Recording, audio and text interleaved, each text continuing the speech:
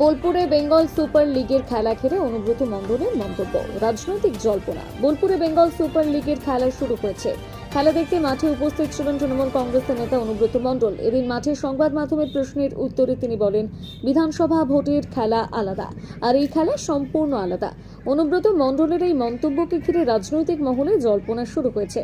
অনেকের মতে তার বক্তব্যে বিধানসভা নির্বাচন নিয়ে ভিন্ন ইঙ্গিত থাকতে পারে। তবে বিধানসভা নির্বাচনে তিনি নিজে সক্রিয় ভূমিকা নেবেন কিনা এই প্রশ্নে অনুব্রত মণ্ডল কোনো সরাসরি উত্তর না দিয়ে বিষয়টি এড়িয়ে যান। এই খেলা তো ধরো বীরভূমে কোনো জায়গায় হয় না, এই প্রথম হলো। একটা সুন্দর পরিবেশ এবং এটা একটা বিরাট আশ্চর্য ব্যাপার, যেন সুন্দরভাবে খেলাটা হয় এবং এই পরিবেশটা যেন ঠিক থাকে, এইটাই আশা করি। 100 বার খুব ভালো লাগছে, আনন্দ লাগছে। আজ থেকে শুরু হলো খেলা, শেষ ফাইনালে শেষ হবে। এই খেলা কি বিধানসভায় চলবে দাদা? ওটা আলাদা খেলা, এটা আলাদা খেলা। আর ওটা আলাদা খেলা, এটা আলাদা খেলা। অনুব্রত মণ্ডল খেলবে?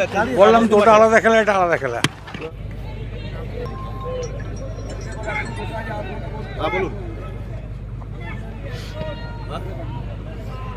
হ্যাঁ, খেলা শুরু হয়ে গেছে, 10 মিনিট হয়ে গেল। এলো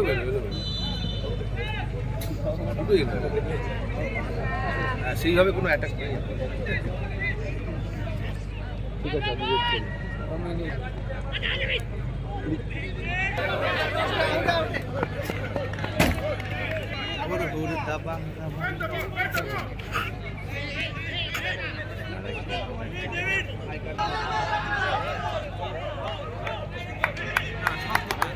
জুম করতে পারি।